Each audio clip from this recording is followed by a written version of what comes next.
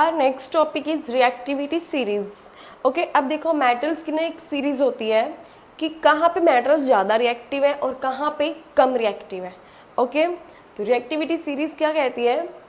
The arrangement of metals, metals को arrange करना, ठीक है, डिक्रीजिंग ऑर्डर में, उसको बोलते हैं रिएक्टिविटी सीरीज. ओके देखो the arrangement of metals in vertical column, vertical इस टाइप से होता है, हॉरिजॉन्टल इस टाइप से होता है. ओके मेटल्स को वर्टिकल कॉलम में अरेंज करना इन ऑर्डर ऑफ डिक्रीजिंग, ठीक है, डिक्रीजिंग ऑर्डर में उनको अरेंज करना इज कॉल्ड रिएक्टिविटी या एक्टिविटी सीरीज ऑफ मेटल्स.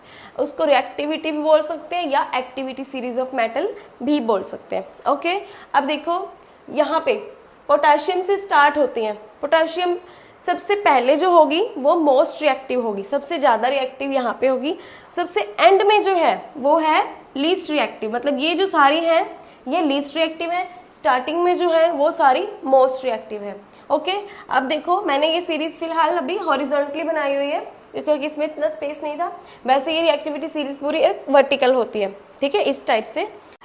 सबसे पहले है पोटेशियम. पोटेशियम सबसे ज़्यादा रिएक्टिव है. उसके बाद है barium, then calcium, sodium, magnesium, aluminium, zinc, iron, इसको फेरिक भी बोलते हैं, फेरस, ये ferric, iron, nickel, tin, lead, hydrogen, copper, mercury, silver, gold, platinum. Okay अब हम कुछ रूल्स पढ़ेंगे. रूल्स यहाँ से स्टार्ट होंगे हाइड्रोजन से.